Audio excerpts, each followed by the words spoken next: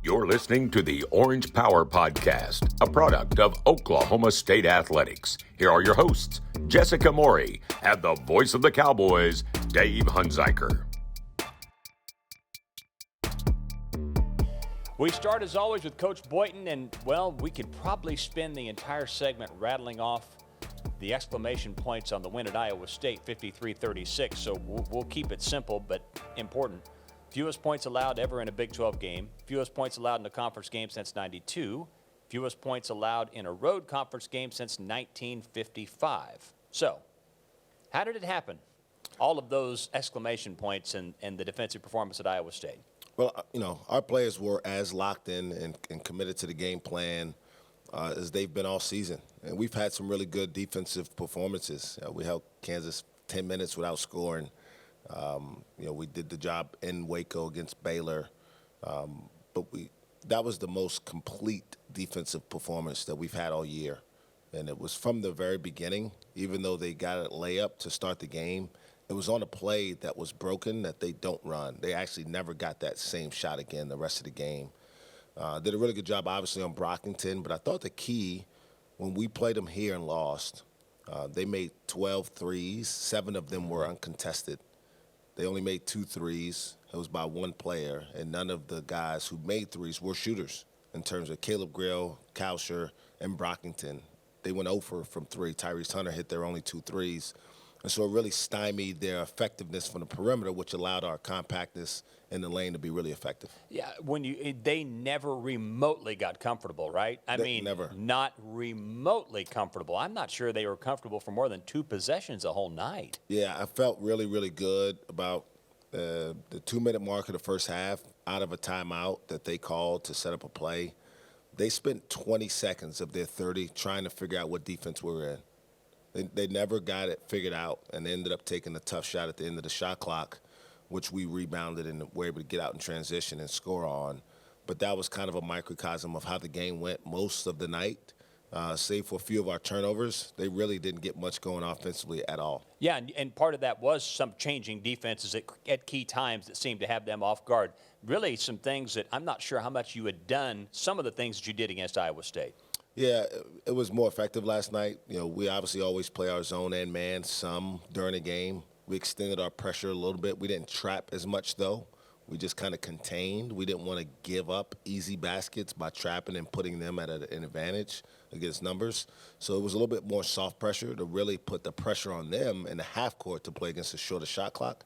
And once you don't get comfortable with 30 seconds, it makes you really feel uncomfortable with 18 on the shot clock. You mentioned the fact that you turned it over 22 times, but was your fast break defense, especially in live ball turnover situations, as good as it's been all year? Because it didn't seem like they got much of anything out of that. And there were so many amazing recoveries in those situations. Yeah, our guys were, like I said, committed to the entirety of the game plan. And one of it was when we played them here, we gave them uncontested shots. And we wanted to contest everything, whether it was a pass, and we had a season-high deflections, a shot, and we fouled a couple times early in the game to stop them from scoring layups, or even just contesting shots around the rim, which we did a really good job of with our 3 big guys, and Musa, Caleb, and Tyreek. And I thought Tyreek, for, again, a limited amount of minutes, was extremely, extremely effective. And once again, Musa Cisse impacting almost every part of the game imaginable and showing some things on offense we had not seen before. It's as good as he's been lately.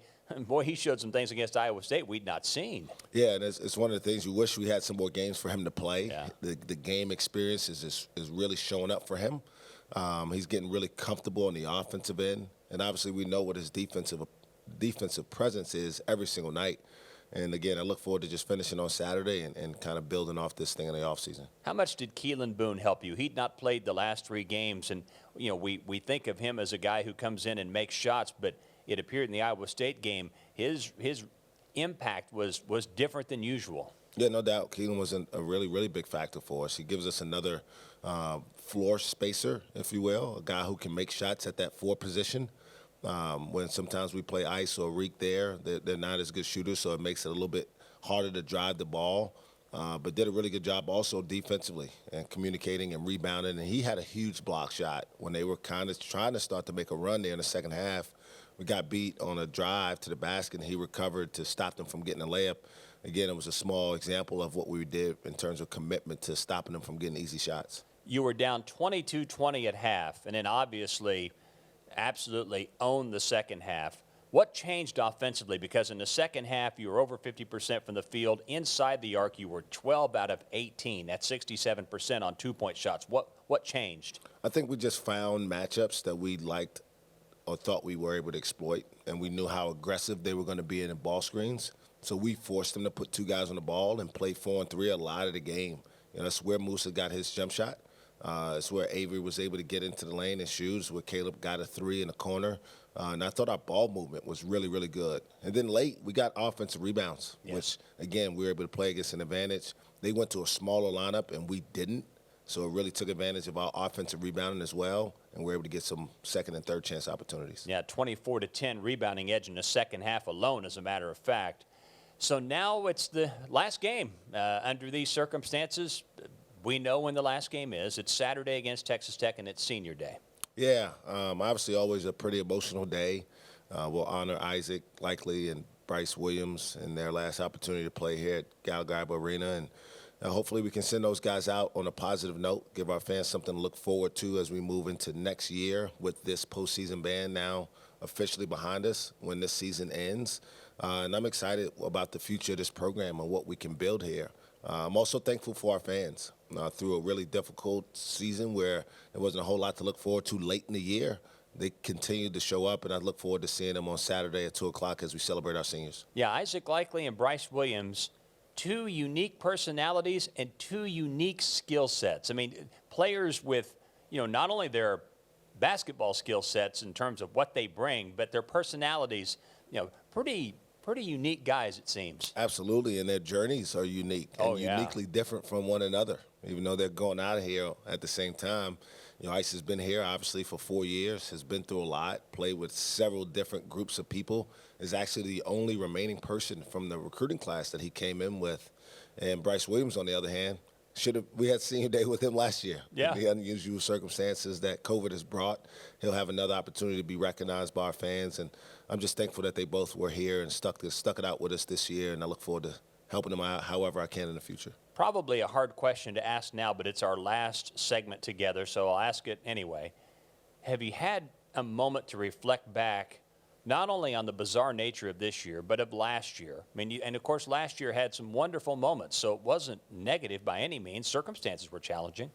But have you had much time to think back on what the last 2 seasons have been like? Yeah, I've tried to stay away from those thoughts. It takes me to a somewhat dark place. But I'll tell you this. Last season was awesome. I'll tell you this. The stark difference between last year and this year, last year, every team was going through something similar. We didn't know when we were going to play. Everybody's testing every day and traveling on crazy buses with 2 buses and single rooms and all that stuff, and eating meals by yourself and doing team meetings on Zoom. We haven't done that this year, but we've been going through what we're going through this year by ourselves. Yeah. And so last year's challenges were definitely significant. This year's challenges felt a little bit more isolated.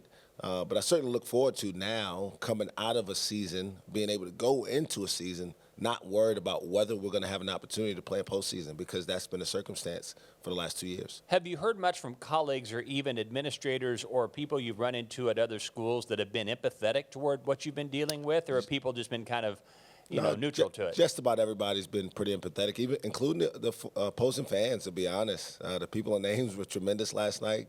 Got a couple laughs out of people close to the court. And the officials, I think, respect the way we go about doing things, the way our kids play, how hard they play, how respectful they are. And so it's something we can walk away from this season knowing that we did things the right way through a difficult circumstance. And somewhere down the line, the karma of this will come back in our favor. Yeah, people will remember that. The players that were involved, the coaches that were involved, they'll remember that it didn't matter when you saw them. And you can ask Iowa State and all the records that fell next to the last game. Under those circumstances, they were dealing with a very inspired, very focused team, which probably most people in college basketball would have said, would Oklahoma State do that the next to the last game of the season under the circumstances? I'm going to wager that 95% of the people, no offense to you or your team, would have said, there's no way that's going to happen. But it did. No, I wasn't convinced I wouldn't have taken any significant bets that would happen because they're 19-year-old kids who are emotionally driven most of the time. But I'm certainly thankful that I've been able to go through this with him. A few hairs that have turned colors on my face and on my head would say otherwise. But I've really enjoyed being with this group and look forward to, like I said, sending these seniors off and then figuring out the next steps to getting this program back into the tournament next year and having a chance to compete for a Big 12 championship. Well, I've enjoyed our visits, but I think we both look forward to closing the book. Absolutely. It's time for this one to end. Again, thankful for our fans, for our players and their families, and look forward to getting to the offseason now. Hello, sweet babies. Welcome to your new home. You have changed our life, and you may even change the world. And because of you, 2021 is the best year ever. Mercy has helped moms deliver babies for nearly 200 years. To find out how to welcome your baby at Mercy, visit mercy.net/OSUmom.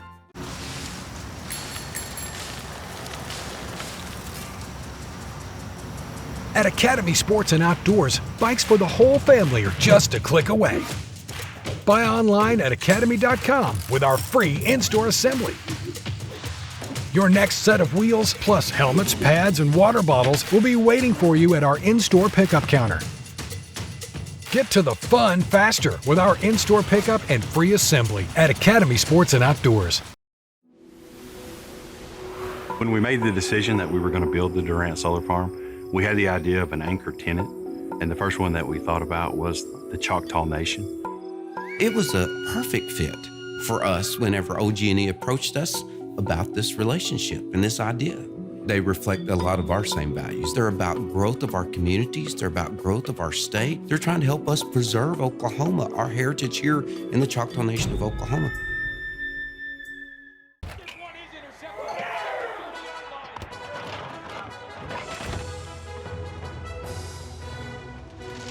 Decorative towel. There was a mess. I wiped up a mess. Yeah, you...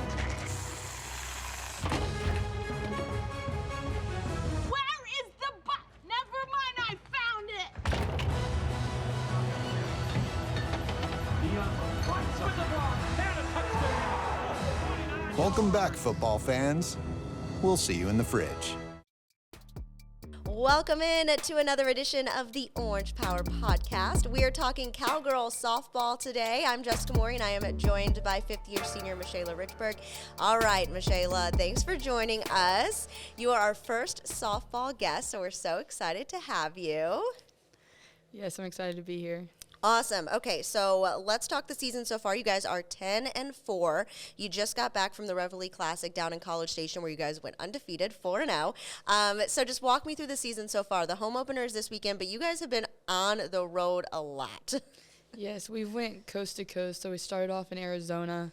We got off to a good start, got a big win. Then, as you know, we've got a bunch of transfers in and a bunch of new people, so we're kind of like figuring things out. And we've gotten better week by week. We went to Clearwater the second weekend, so big time zone change within a few days, so that was pretty difficult. Getting up early and losing hours is kind of rough. But then we went to College Station, and we're figuring things out. Bats are starting to go, and so we're excited to open things up here in Stillwater on the new field. Which was your favorite? Did you like Arizona better or did you like Florida better? Just like as an environment. The crowds in Florida are insane because you have people from all over other schools just coming in, and so you got big crowds there. So was that pretty fun? Yes. Was the weather nice? Yes. I feel like you guys missed out on all the ice and snow and gross things here. I'm glad I missed out on all that. I know, you're lucky. I was seeing pictures, and I was like, oh, my gosh, that looks so nice out there. And it was not looking nice here. But the weather is supposed to be great this weekend for the home opener. You guys get started on Friday with a doubleheader against Stanford at 2:30 and 5. So today's the first day you get to practice on the new field surface. Talk to me about that and kind of the renovations that they've been doing over at Cowgirl Stadium. We got a new batter's eye that says Cowgirls. It looks really good. And then we got a new back fence. It's a little higher than usual because our outfield had to get lifted. Because if you stood in the outfield on the old field, it looked like you were 2 inches lower than home plate, 3 inches lower. So it's evened out. We got the new turf in the outfield. There's a big OSU logo in the middle. got a different dirt on the infield that's going to play better, and we leveled out the infield because if you tried to bunt on our field, it wasn't going to stay fair. It rolled foul every time. And so we're excited to get out there and see how it plays. And, you know, Cowgirl Stadium is unique in the sense of, like, the outfield, you know, corrals that they have out there, which are so much fun. And I think those are in left field, and then they're going to put some in right field, I heard. So what's that atmosphere like? What's it like just getting to go out there and play in front of a full crowd and, you know, that left field, they're going crazy out there? Coming in my freshman year, everybody talks about it. Like, for fall games, we might have had 10, 15 people.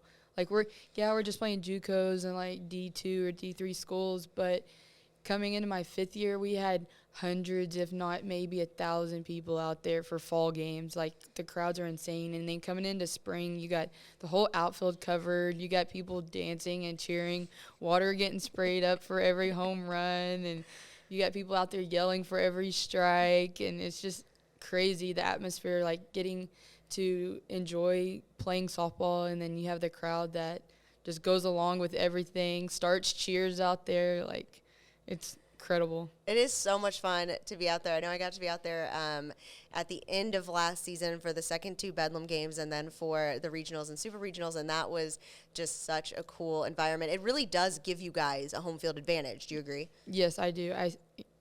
People say, like, oh, these teams travel well. Try traveling into our stadium. There's not much room for your fans. At one point, I think during regionals last year, like, the other teams had to pile up down the right field line out there just standing in the grass because we had so many fans covered up. And then I think at one point we had people just standing on the back fence, like there wasn't any more of the corral open.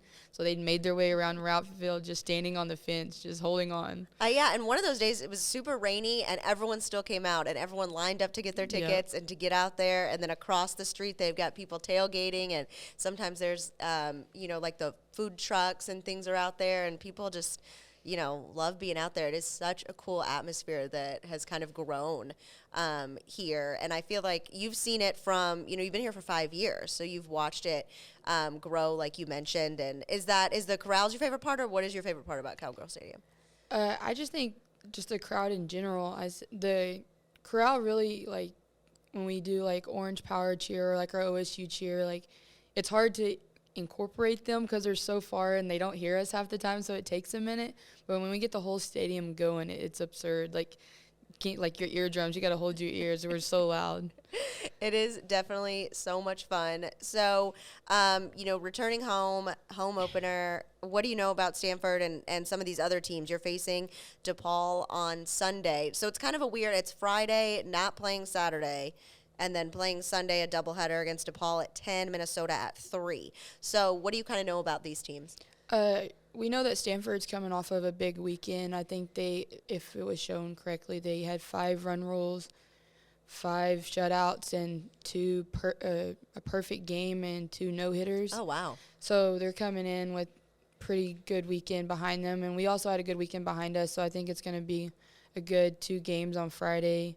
DePaul always comes out. We're always going to get each team's best pitcher. We're going to get their best game. So at some point we're playing with a target on our back. Everybody wants to beat us. We're ranked so high. We started off pretty good. So at the end of the day, we just got to come out and play our best no matter who's in the other dugout. Yeah, it's going to be fun, and the weather's going to be awesome.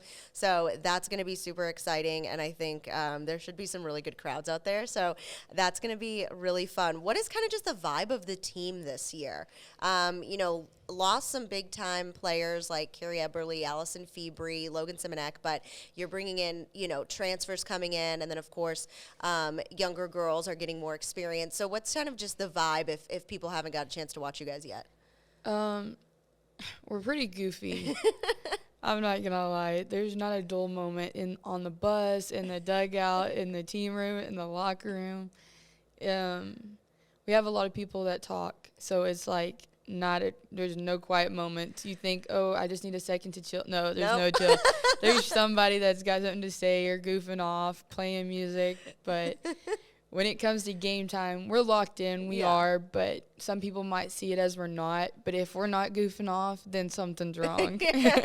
Yeah, y'all just have so much fun. And I know I was watching the Clearwater Invitational. I was watching you guys, and the dugout was just going crazy the whole time. And the announcers were talking about, how much energy you guys bring. And even whenever Kenny Gajewski's on the headset, like, we're used to Rock last year doing that.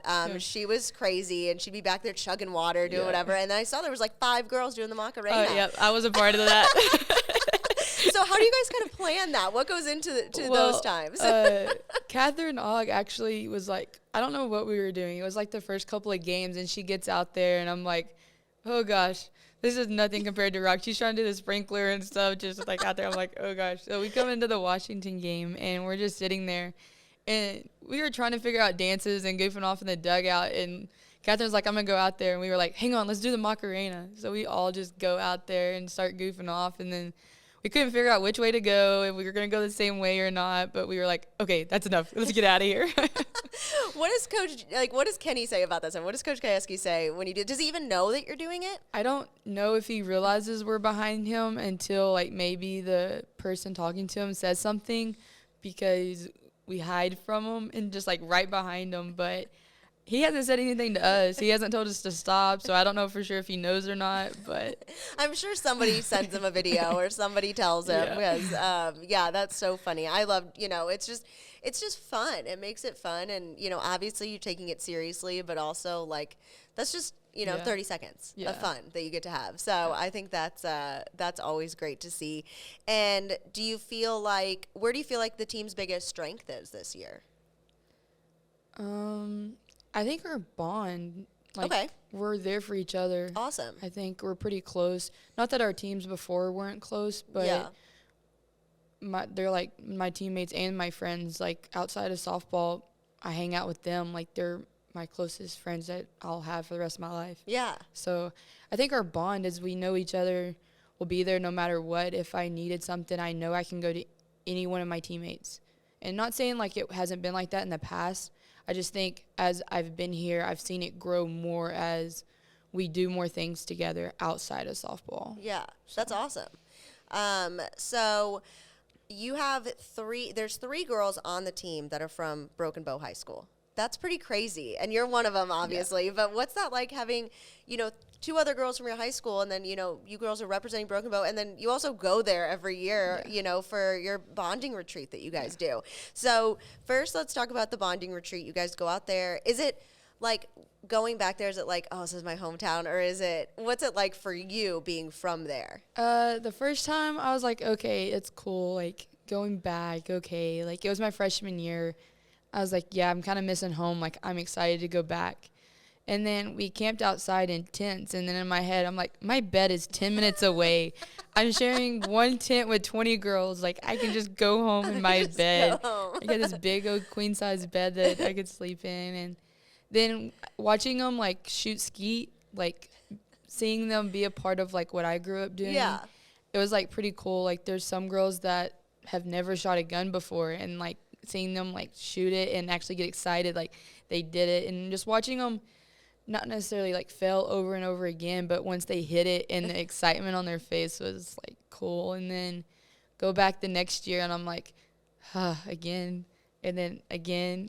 Because like for everybody else, it's like, oh, I've never been down there. We get to float the river. We get to stay in a cabin. But I've done that going on 23 years now. Like, I want a team trip to go somewhere where I haven't been.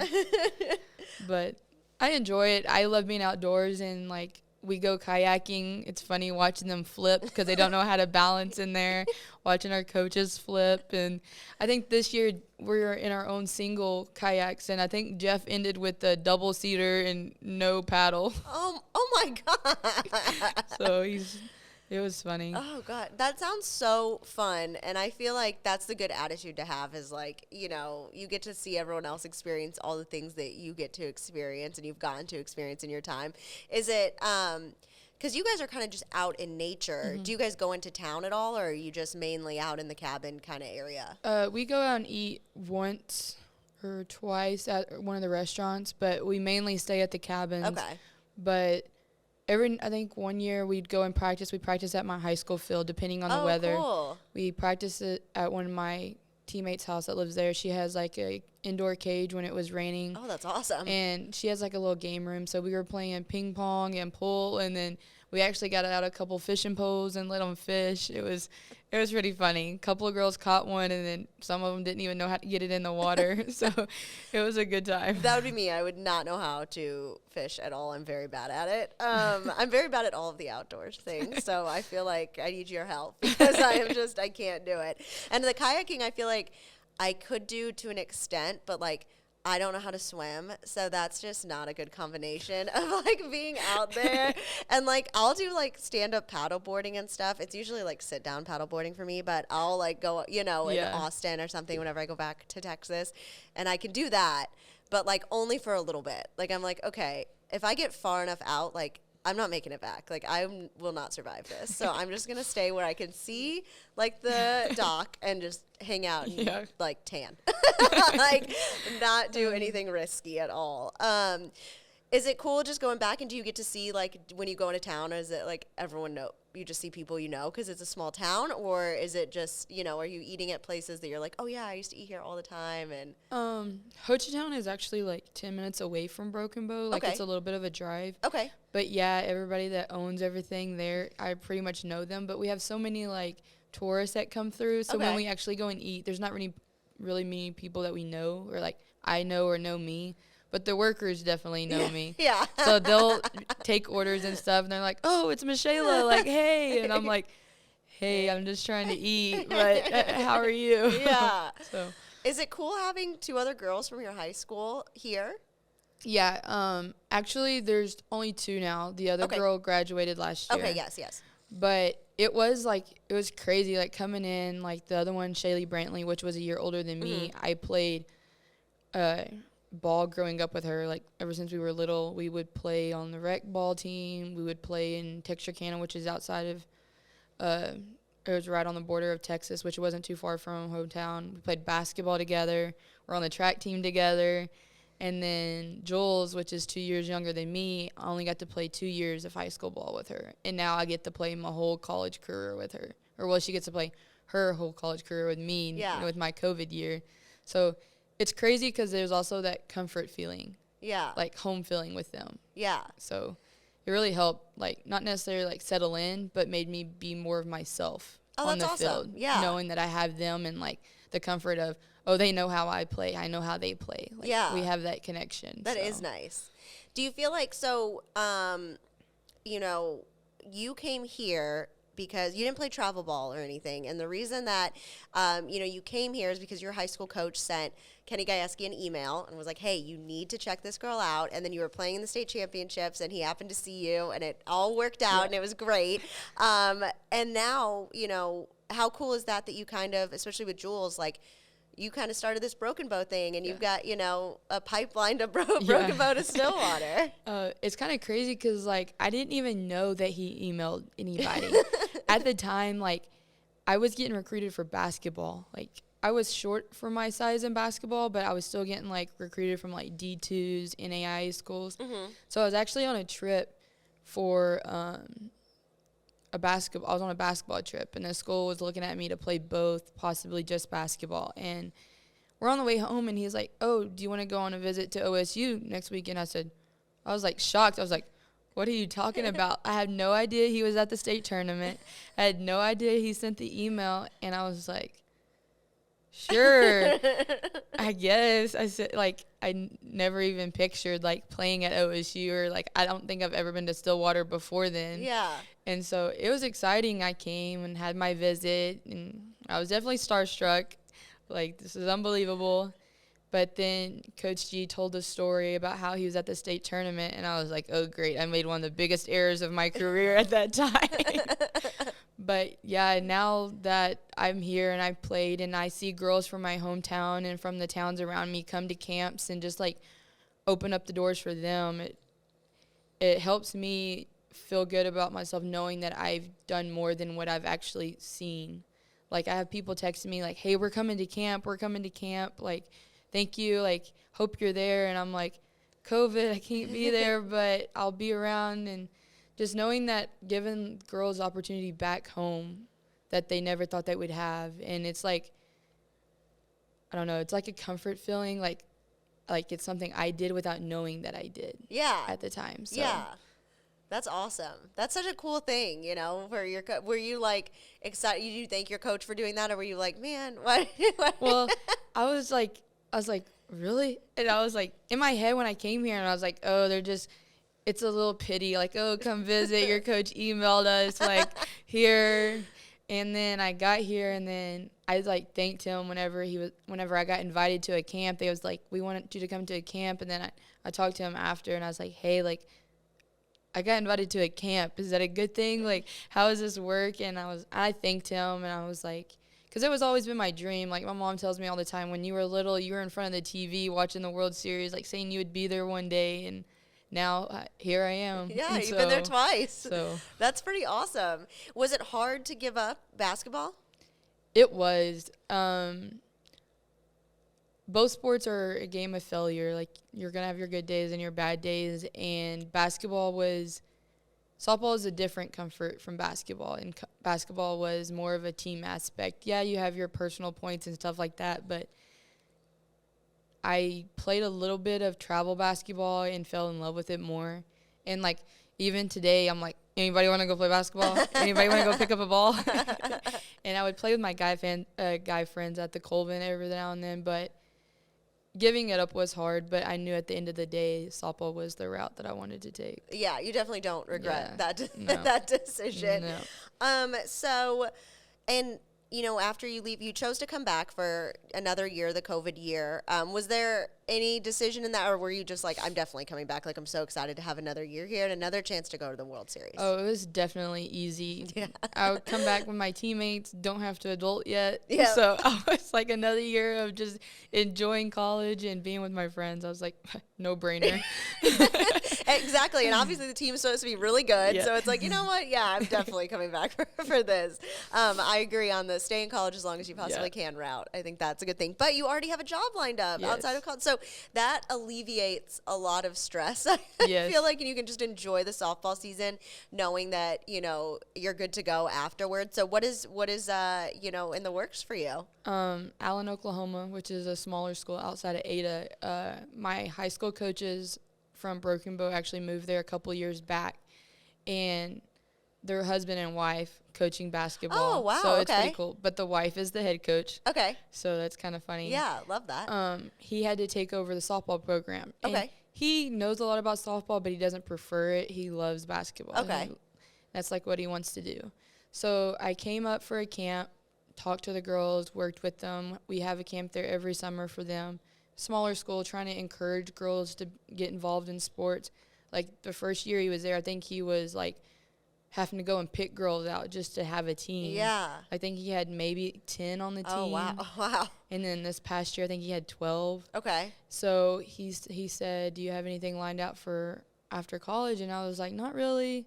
Just kind of like seeing where it goes, especially with my internships getting shut down because of COVID. Yeah. I was supposed to do an internship with one of the ladies that does Special Olympics here, but they got shut down. So I was like, not really. Like, everything got shut down, and Special Olympic isn't really up and going completely yet. Like, they're doing events here and there. And he was like, there's a job opening. Like, if you want to take it, you can take over the softball program and then, like, do the strength and conditioning and stuff. I was like, okay. So I talked to the superintendent. They're staying in touch, and it opened the doors to I'm going to be working with the softball team, helping with basketball, working with strength and conditioning, weightlifting, and then I'll spend hours in the special education room. So that's awesome. That's going to be great. So what do you ultimately want to do? You mentioned Special Olympics. What with Special Olympics do you want to do? I eventually want to help hold events. Okay. And be a coordinator of putting things together and holding events. Like, I want to say in the fall we had an event at Stillwater High. We had a cornhole tournament. Mm-hmm. And I volunteered there. A lot of my teammates volunteered. So just, like, putting those together and getting involved with kids with disabilities that enjoy sports and just showing them that they can do it and help encourage them to continue to grow. Yeah. So. What, what makes you so passionate about kids with disabilities? When I was younger, my mom's best friend was the special education teacher. And my mom would sub in there and help out. And so after school, I would get to go in there and play, or, like, at recess, I would get to play with them. And there was this one little boy, his name was Jade. And I thought it was so cute because that's my middle name. Oh, I was okay. like, oh, he's got my middle name. And he was told he would never walk, like he would be in the wheelchair for the rest of his life. He was partially blind, legally blind in one eye. Oh, wow. And 1 to 2 years in elementary school, he's walking up and down the halls. Oh, my gosh. Wow. Like, he's having to have help, but he's in braces and he's walking. And it was, like, just so inspirational to me. And then my stepbrother actually had 2 kids, and they both have Down syndrome. Oh, wow. So, which is uncommon for both of the kids to have it so quickly. I think they're 2 and 3 now. Oh, wow. So, like, being around them, and it's just, like, I want to be involved with that. And I know to work with kids like that takes a lot of patience. I've watched it. Like, I know how hard it is being around because they're not like every other kid. Yeah. And it's special. It takes a special person to be able to raise a kid like that. And being around them and just encouraging them and watch them get excited about every little thing is just, like, heartwarming. Yeah, and I feel like that's like a passion for the team, especially with Chelsea Alexander. You know, her brother has special needs, and he's really involved, and he's at all the games and cheering her on. And you did a story with her and her family last year in the Women's College World Series, and to see that relationship is really special. And I know she's involved in some Special Olympics things too. So is that cool that you guys can kind of share that bond? Yeah, we communicate back and forth. Like, she's doing the Special Olympics thing now, but I was actually the person that they got a hold of with the cornhole tournament. And, like, I reached out to her and I was like, hey, like, do you want to help? And I think seeing her with her brother is heartwarming to me too. Like, it's incredible to see how excited he gets, and then how the look she has on her face when he's around, and just seeing him in the crowd. And my sister name's Chelsea. Okay. So we go up whenever after games and stuff. And there was one time, and we were talking, and I said, Chelsea. And he goes, no, my Chelsea. But it was my sister. And just to watch him get so excited, it was, like, so defending of her, like, defensive. And I was like, I'm not trying to steal your Chelsea, I promise. It's my sister. So now every time I see him, I make sure I say hi. And just the little things that get him going, that the little things he does gets other people going. Yes, he's so sweet. I remember in that Women's College World Series game, I just got down there right at the perfect time when she was waving from the dugout, and he was looking, he waved down, and he was just so excited. And, you know, he had his pom-poms and everything, so he was having such a great time, and that was really cool to see. And,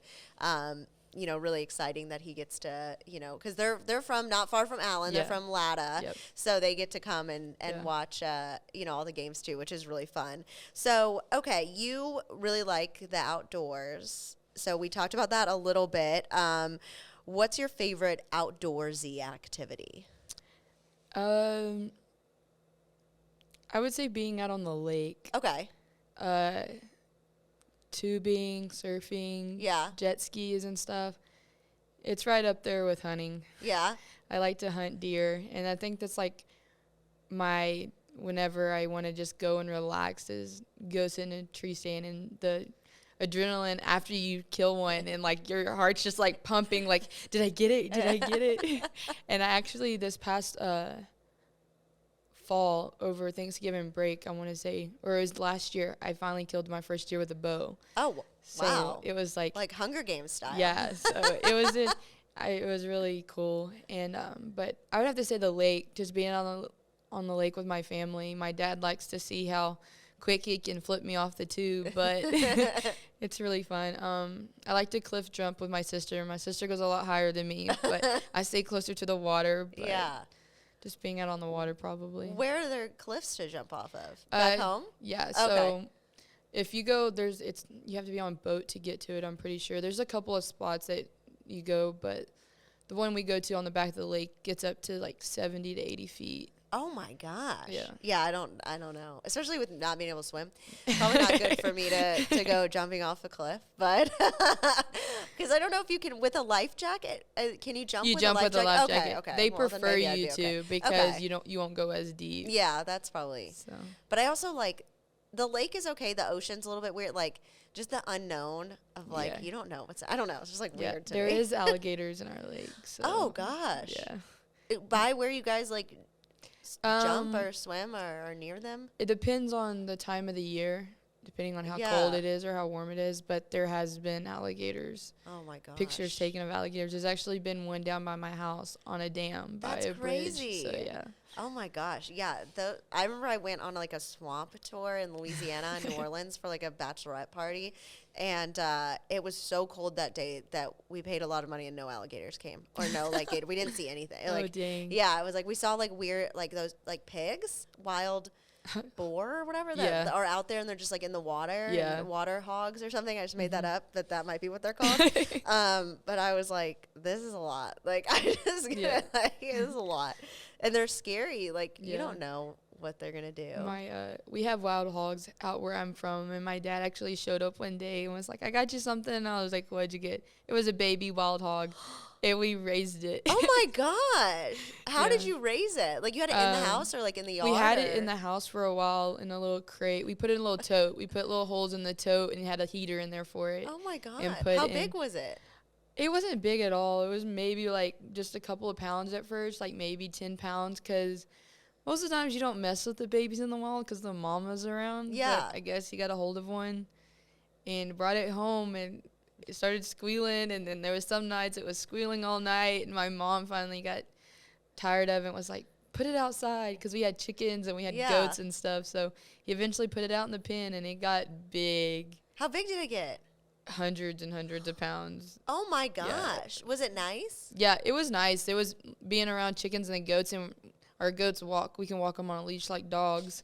So it was just, it would get out, belly rubbing the ground, just eating, and then it would go right back in. Oh my gosh. What happened to it? Did you end up letting it go, or what happened? I think he ended up giving it to somebody to butcher, because we kept it fed pretty well. That's sad. Life. That's a depressing end to that story.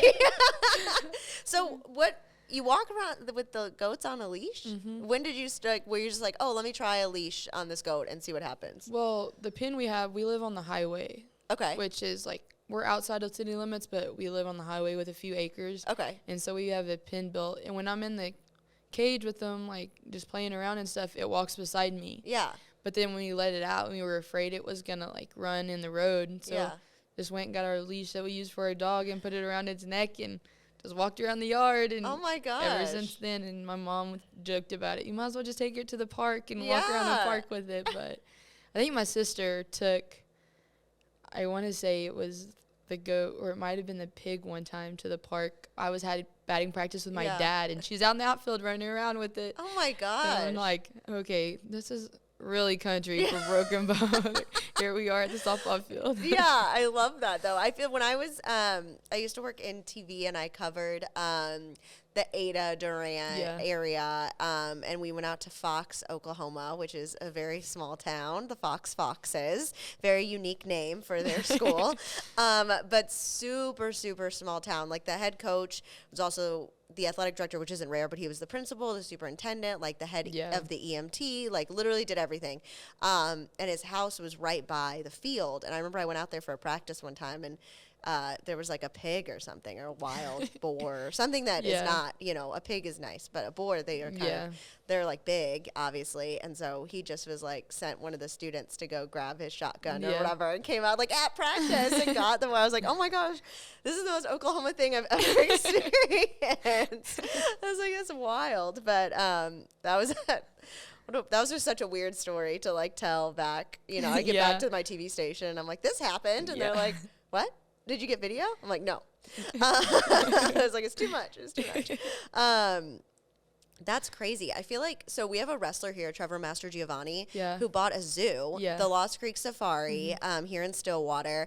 And I went out there and did a story out there, and he had all these animals, and he had a bunch of goats. Yeah. And it was just so funny because he'd be like, oh, that's a fainting goat. Like, do you see? It's like stiff, and then it'll just fall over. Yeah. And I was like, I could just watch them all day. Yes. They're such interesting animals. Like, they're common, but they're just like weird. Like, they scream, and then they fall over. Just like, how do you guys survive, like, in the world? I don't understand. There's a petting zoo actually in Ho Chi Town that's like wildlife. So it's from skunks, possums, and all that. And I actually worked there the summer after my freshman year. Okay. I worked there, and you bottle feed baby animals from skunks, possums, cats, dogs, deer. We've had fox. We've had some, I can't even remember the name of it, but it looks like a rabbit and a mini kangaroo of how it sits and can kick. Okay. Like, you have donkeys, you have turkeys, you have hogs that have babies, you have random snakes that come in because it's out in the middle of nature. Like, it was really fun. Yeah, that sounds, the skunks, I'm probably not gonna. They're actually really cute. They don't have their sprayer. Oh, well, when we get them in, we had one, it was chocolate skunk. We called her Stinkerbill. Oh my God. Love and that. she was a chocolate skunk, and she was huge. She was obese because she got fed by everybody. So you hold her, she hugs onto you, and you just walk around, and she just chills in your hands. Oh my gosh. But they can't spray you. No. Okay. Well. Because if we know we're going to keep them, we get them removed. Okay. But if someone, we have so many people that, will hit an animal that has babies, and will pick up the babies and bring them in. Okay. So it was like a wildlife rehabilitation center as well. Oh, I got you. Okay. And so when the skunks get big enough to where they start getting their sprayers, we go and release them in the wild. Oh God, yeah. I feel like I'd still be hesitant, even if I knew it didn't have me. Like, oh my God, this is not gonna be good. The possums, I was hesitant at first. I was like, I know how y'all act. I don't want to touch y'all. Yeah. Oh my gosh. Or you just always think they're dead. Yeah. Like they're playing possum. I'm just like, this is so. That's I learned so much going out to that zoo because I was like, I didn't know what these animals were, or and it's just so crazy that he knows all this stuff about them. He's just like, oh yeah, this is when they mate and they eat and they do this and they do that. And I'm like, how do you have all this knowledge in your brain plus wrestling plus everything else? I'm just like, I don't know how you know all of this, but I was like, this is so fascinating. And there was kangaroos and all kinds of cool. I was like, man, this is cool. I have to come here again. Yeah. I was like, this is a great story. I'm like, if I could just be out here all the time, for work, that sounds awesome. Yeah. Do they still have it open? People come and visit? March 14th, I believe, is the opening date for that. Spring break is when they're trying to open so people can come in. Because I know the ownership and taking over, there was a lot of stuff. But that's really cool. I feel like that's going to be so fun. Yes. And I'm definitely going to go and see the animals again. And they all have, some of them have unique names, and some of them they were there's a water buffalo and they named it Buffy, or the fox was named Foxy. I was like, okay, come on. I feel like the turkey was named Tom. It's okay, if I was out, I would name, I feel like the camel was named Gilbert, which I felt okay, that's a little unique. Yeah. So I was like, that's fine.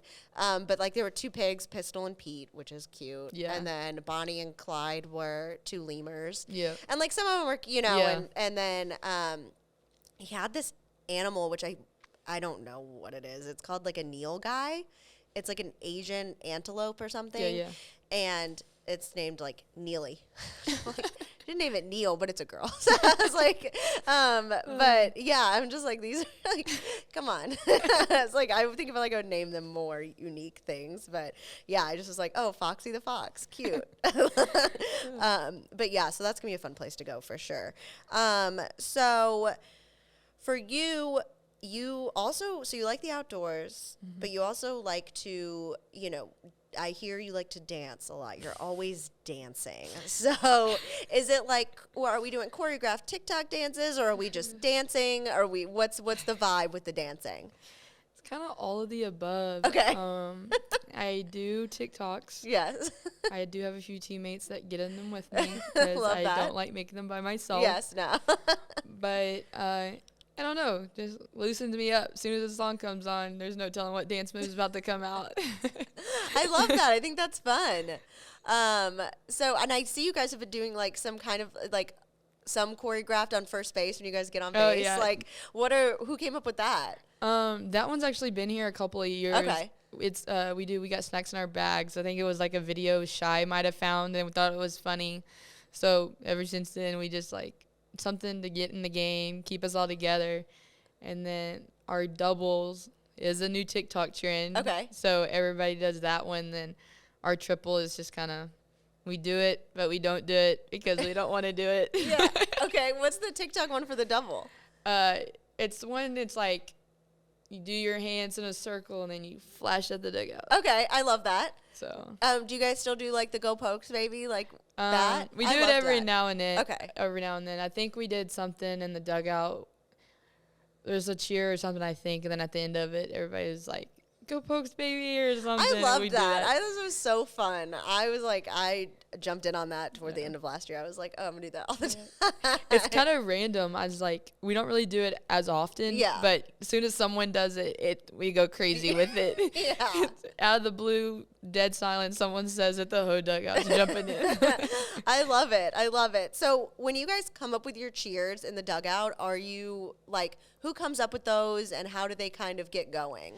Coming in my freshman year, I think there was like cheers that they did. Like I've never heard them before, and like I got to know them. And then it's more or less we just sit in the dugout and kind of use beats to songs or like something. And like I think there was one time we were sitting there trying to figure out a cheer for Sydney, and me and Kylie were sitting there like just trying to get in a rhythm. And then we made a cheer for her, and I was like, okay, that one's sticking. We can do that with a few other people. And then we take things from songs, really. So like Off the Juice, we do On the Mound.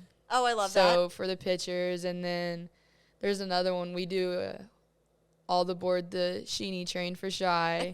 So it's funny, you'll see us all in the dugout, we'll all turn one way, we'll get our arms going like we're a train. And then, I love that. And then there's another one I can't think off the top of my head, I'm going blank, but we start dancing, and then it's just... It seems like a lot to remember. Is it a lot to remember? Okay. Do you guys, like, practice ever, or are you just, like, in the moment? It's kind of like in the moment. It all comes down to, like, if the pitcher throws a ball or if the pitcher throws a strike. So we have gotten a few backlashes on social media about how we're too aggressive and mean to the other team, and we're like... We do one...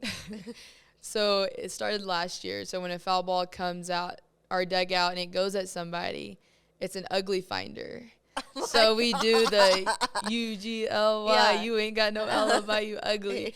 And I think one team thought we was doing it towards them because it went to our girl on deck. Oh. But then I think they got upset about that or something. And then last year it went to Coach G.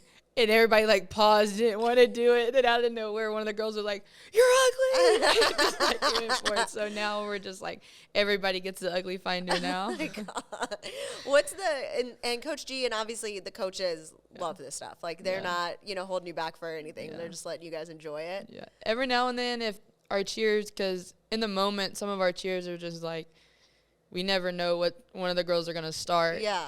But they'll just remind us, make sure you stay with our team, like all of our cheers for our team, like none at the dugout. And I was like, okay, all right. And then next thing you know, someone's yelling at a cheer. We have to be like, wait, no, do this one instead. So, but other than that, if we're not cheering or something, it's when they're like, get on us about our energy. Yeah. But there's really not many times when we're not loud or we're not climbing on the fence or we're not dancing in the dugout. I love it because, I feel like I was in the dugout for one of the regional games last year, and I mic'd up Rock. Yeah. And we did a whole, thing with her, and that was really fun. But there were just so many that, like, I was just editing it and stuff, and I'm like, this is going to get stuck in my head. Like, there's so many, like, the PARTY one. Yep. I'm like, I just sing that now, like, on my own. And I'm just like, what is wrong with me? Like, why am I doing this? But I feel like that would get... like stuck in your head all the time. You'd just be like walking to class and just being like, oh yeah, like doing chants and cheers. It's just so much fun because it's really like engaging and it's interesting. I feel like to learn what they are and what I love about softball, which I never played, but I tell myself that I think I would be pretty good. Yeah. I don't know. I think I should have tried. My dad claims that he wanted me to try, that he like tried to get me to try, but I don't believe him. But I was bad at all the other sports. Like I was bad at basketball, I was bad at soccer. Anything that involved a lot of running, I just was not good. I blame the asthma, but also like I just was not good at any of that. And so, but softball, I'm like, I love it because it's an individual sport when you're at the plate, like when you're batting, it's an individual sport, but then every other time it's a team sport. So like that's just so cool that you can mix both things to where it's like, in basketball it's like, okay, you have the ball, you should, like that's individual for like literally 3 seconds, but realistically, I mean, in softball, like it really is for those moments that you're at the plate, like it's individual and everyone's cheering you on, and that's so cool. You know, do you feel like that? I kind of black out a little bit when I get in the box, so I don't really hear the cheers. But in between pitches, I hear the cheers they do for me. And then in my head, I'm laughing because I get embarrassed because it's, who's that up to bat with a big old booty? And I'm like, here we go. Oh, my God.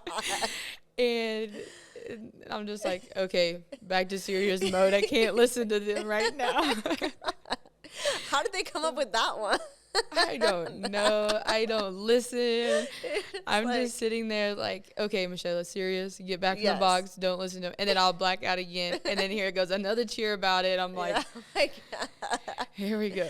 I used to cover Southeastern Oklahoma State, and they had a girl named Jessica, and they had like Jessica chants, and I would just like be shooting, and I'd just like, this is for me. I'm just gonna say it's for me. And I was like, I loved it. I was like, I'm gonna remember these because that's so much fun. But yeah, I think it just makes it so much fun, and you guys always have really good ones, and like just little like things. Like I heard "Pretty Girl Rock" the other day, and I was like, that reminds me of Carrie Everly. Like when she'd come out and play "Pretty Girl Rock," and I just always thought that was so like. It's just a little thing because maybe somebody would just be like, oh, I haven't heard this song in a while, but you don't necessarily put it together. But then when you do, you're like, okay, I love this because it's Carrie. So I was like, I think that stuff. Who came up with that? Was that just one of those? I just thought that was so fun. Carrie song? Yeah. We actually pick our own songs. Okay. So we pick our own walk-up songs. So like batters get 2, and I think the pitchers get 1 or 2 that they play. But like, so she picked that one. Yes. Okay. But then so like when we make plays and stuff, and so the song's like, it says for Kylie, I got 5 on it. Yeah. Like we had nothing to do with that. Yeah. And then for like Sydney's, it's like 21. Yeah. So we didn't pick that one. And then I think mine is we dropped bows on them. Yeah. And I'm like, where did you find this song? I've never heard it in my life. And then there's Broken Bow. Yeah. It works out. And then there's a couple of other ones, and like you don't realize like what's in the lyrics of that song or ever heard that song, and then you're like, oh, I want to listen to that song now. So now anytime I hear those songs, I'm like, oh, Kylie's making a play, or oh, Sydney's standing at third. She just threw somebody out. Yeah. Like, so. That's literally how I feel like with Pretty Girl Rock. I'm like, oh, Carrie Everly. Like, that's so fun. What's your walk-up song for this year? I can't remember off the top of my head, but I think I stayed with She's Country by Jason Aldean. Okay. And then I also do Fearless by Jasmine Murray. Okay. I don't know if I've heard that one. It's more of a worship song, upbeat worship song. It talks about being fearless, and so it really helps me get into the box, like I love that. Fear or whatever. Yeah. But then I did another one. It's meant for a basketball song, I think, but it's like it has Bo in it. Okay. So I think I can't remember if I picked She's Country and the Bo one, or if I stayed with Fearless or not. So, but it's one of those 3 that you're gonna hear. I feel like I would have such a hard time picking. It is hard. A walk-up song. Yes. Like I think about it sometimes, and I'm like, man, I wouldn't want to pick something that like people are like, oh, that song, because at the time it could be really popular, but then like 3 months into the season, it's not popular anymore, you know, and you're like, oh, and then they're like, oh, that song's played out, because you didn't know it was going to be played on the radio, you know what I mean? Yeah. So it's like, okay, I've heard this song like so many times, and then, but you also don't want one that nobody knows, because then it's like, oh, you want them to sing with you, and so, I don't know, I feel like it would be, I remember a girl I used to cover, she played at Baylor, Shelby Frydenberg, she had Backstreet's Back. Yeah. And I was just like, that would be a good, I feel like any NSYNC or Backstreet Boys or like Britney Spears would be a safe bet. People would remember that. I like the one Taylor Tuck did a couple of years back. I think it was her freshman year. She did I Put On For My City. Yes. I really like that. I love that because she's from Stillwater. Yes. I love that. See, those are super fun. I feel like, I don't know what I would pick at this point. I'm glad I never have to pick one because it would just be really tough. But yeah, I do like Put On For My City. That's a good one for her. I'm excited to hear everyone's walk-up song and see how y'all play on Friday. So Cowgirl fans, you guys can go out on Friday and watch a double header, 2:30 and 5. So if you have to work and miss the first game, you can catch the second game at 5 o'clock. You can hear everyone's walk-up song and see the new field and everything. So it's going to be a great time. So everyone come out and support the Cowgirls. And thank you guys for supporting the Orange Power Podcast. We will be right back here next week.